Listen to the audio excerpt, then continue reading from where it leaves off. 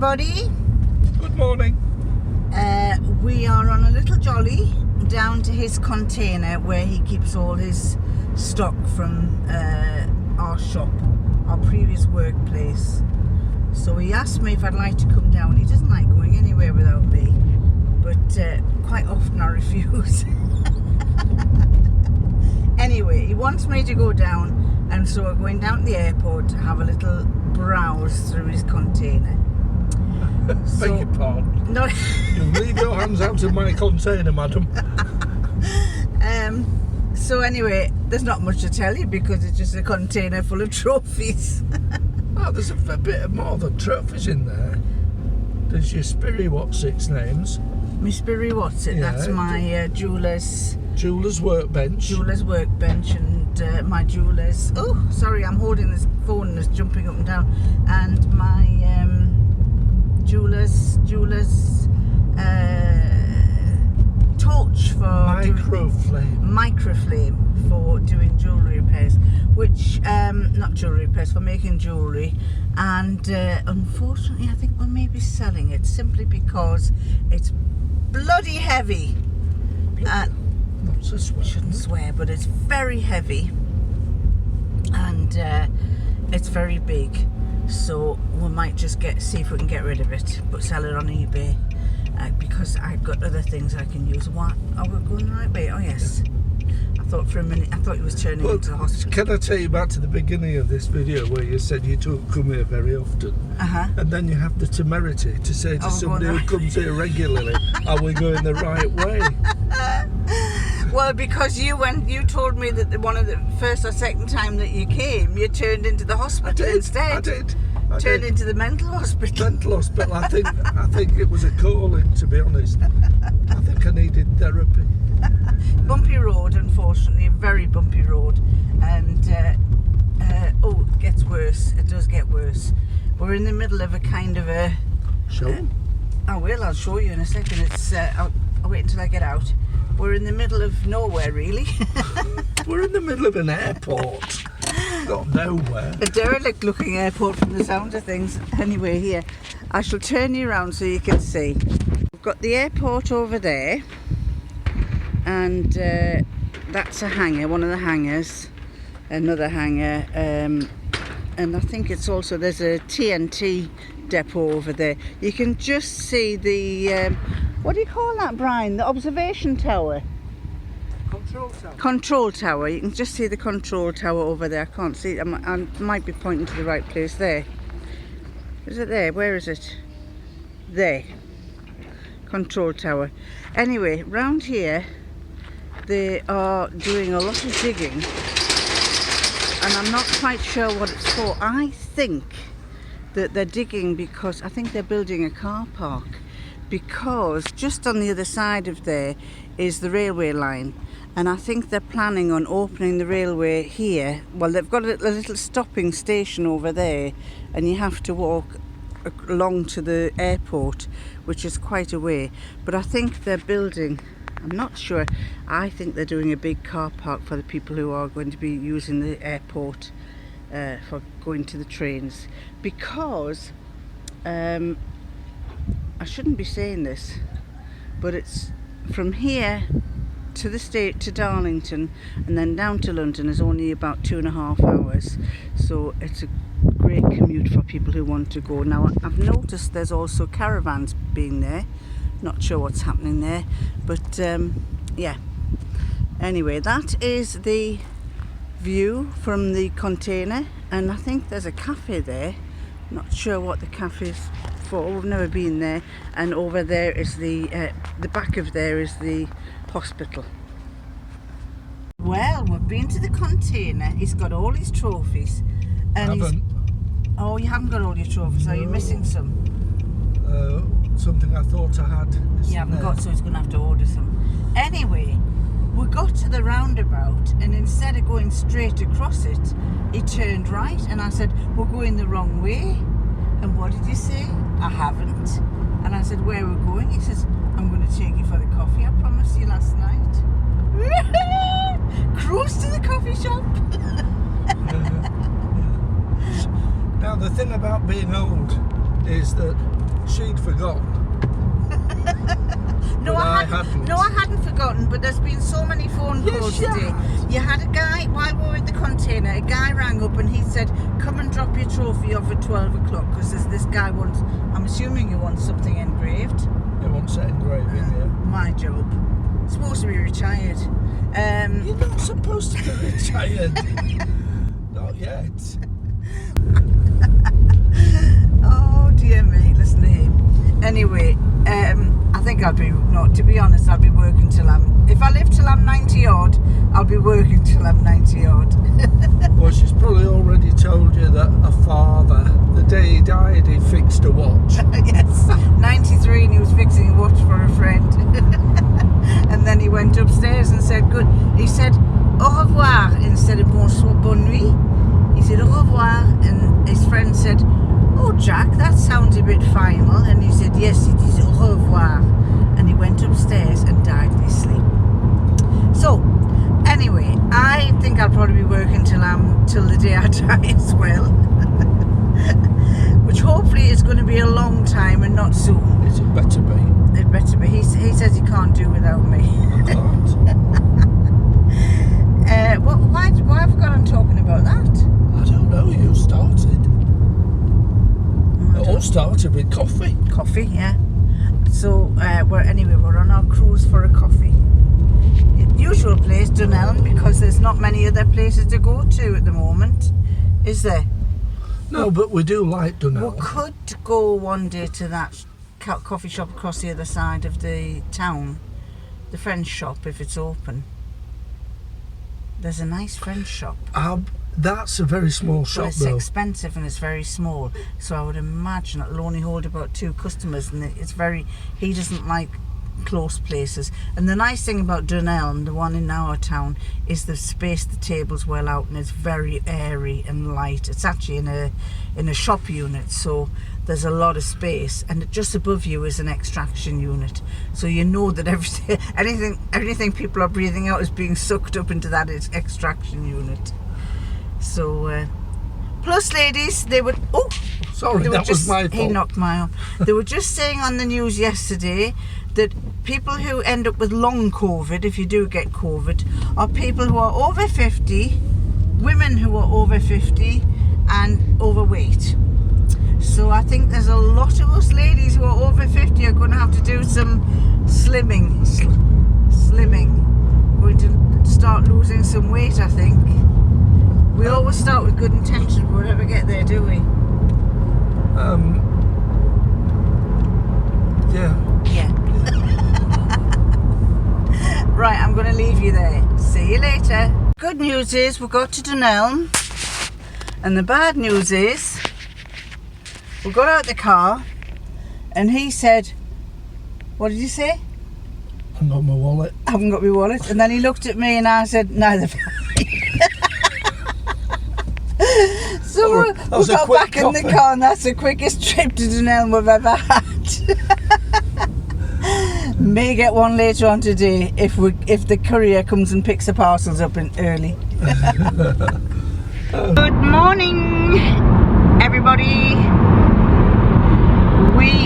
It's half term and the kids are on holiday, so we are today going up to Marilyn's country. We're going to where you live, Marilyn. We're going to Whitley Bay, and we're going to hopefully meet up with my grandkids somewhere on the beach. I think it's probably going to be heaving. I think everybody else who's wanting to meet their grandkids will be meeting on the beach. You never know. But we're not allowed to meet indoors for those of you who are in the USA. So we're off up to meet them and hopefully have a good day. Fingers crossed we're going to have fish and chips for lunch. Now yesterday his lordship and that's him, we went to drop a parcel off at the parcel shop, and on the way back we went to pick a bed. We went to get a bed. Now then, he wanted the bed, and there's a story behind this because he wanted the bed because he's been looking after his other grandchildren, and being conscious that he didn't want to give me anything because he'd been down looking after them. When he came back, he spent the past week sleeping in the spare bedroom. And the spare bedroom is a single bed. They're 2 single beds, which he doesn't like, and but they are new ones. And he has, up until then, he had a bad back, and he says his bad back is improved. So he has decided that we need a new bed. I didn't decide. I suggested it and you agreed. Okay, anyway, I'm not going to argue about that. Anyway, so we went, anyway, the bed that we already have, it's a wooden frame one, so that's not a problem. But the mattress is very old. It's about 20 years old. So and I said, well, can we not just get a new mattress? But he said, no. He says, we're going to get rid of the single bed, we're going to move the double bed that's in our bedroom into the other bedroom, and we're going to get a new bed. So we went to have a look at the beds yesterday, and he was, he said he told the lady what his limit was on what he wanted to pay, and we were looking at these beds. And he said, I'm paying for it. He says, so I need to know, I need it to be such and such. And so we sat down with the lady and she was taking all the details, and she said, right, can I have your payment? I don't remember my PIN number. So no, but the thing is, I get credit cards, right? I never remember the PIN number. Well, that's what you said. Yes, but it's a safety thing. If I don't remember the PIN number, I can't go spending money. Good idea. Right, so anyway, didn't have his PIN, couldn't remember his PIN number. So guess who paid for it? So a ladyship paid for it. Yeah, but it's not like it's going to cost you any money, is it? No, anyway. So then we decided we'd go for a coffee to Dunelm. Got to Dunelm. Heaving. So he just, although we're having to do queues, he said, I'm not doing that queue. No, it was a long queue. It was a long queue, and it meant we had to wait for people to vacate the chairs. All the tables were full. Halfway through the meals, right? It was evident that we'd have been waiting for at least 40 minutes. So anyway, that's my excuse. I'm sticking so to it. We decided we'd go for a lunch to one of our local pubs. Guess who paid for it? You make me sound like some sort of so anyway, trickster. we're off up to Whitley Bay, and he said, don't forget your cards, and I've just realised I've forgotten my cards. So guess who's paying for today? It won't be as much though, will it? I don't know. I don't know. Anyway, you might not see too much because I'm not allowed to film the children, but I might show you a little bit of the scenery around Whitley Bay. Marilyn will love it because she lives there, and Marilyn has been down our way to the boys at North Allerton, and she said she was amazed at how much fabric there was there. I think it was Boys at North Allerton she went to. You should point out that Boys is a shop. Yes, Boys is B-O-Y-E-S. It's the name of a shop called Boys, like Joanne's Boys. And she was telling us that in a comment that she's been down to pick a dog for her daughter, a puppy. So daughter is going to get a cockapoo. Woo! Well, they're mad dogs. Great dogs, but mad dogs, because my daughter's got one, and she rings me up every day and says, Mum, that it's doing this, she's doing this, she's doing that. But she loves her. She loves the dog to bits. Anyway, so we'll catch you later when we're up in Whitley Bay. See you.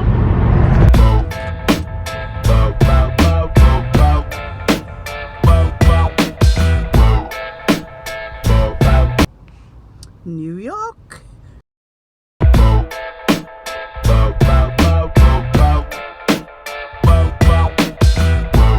This is Whitley Bay, and the last time we were here there wasn't this beautiful walkway here. This is gorgeous, absolutely gorgeous, and that is heading towards the town there. The last time we came here was when I first met Brian and we played on the slot machines at Whitley Bay, but it's not, I don't think it's there anymore, although somebody would probably put me in my place for that. There they are, birds sitting on the rail. 1,105 of them. What a lovely noise you're making.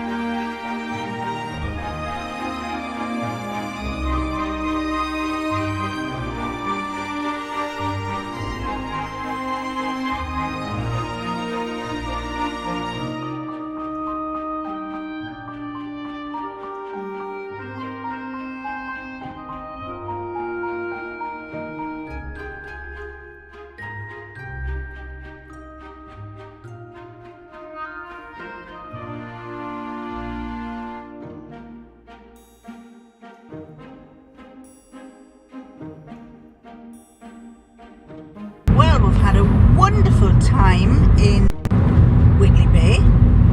Absolutely jaw-dropped at the way it looked now, because the last time we were there, which was 20 odd years ago. No, just about 10 years ago. It wasn't 10 years, was it? 10 years. He says it was.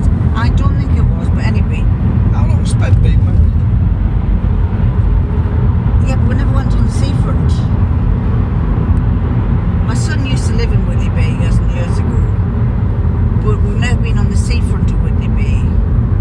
And the last time we were near the seafront was when you and I first got together, which was courting, when we were courting. 20 years. Elderly quarters.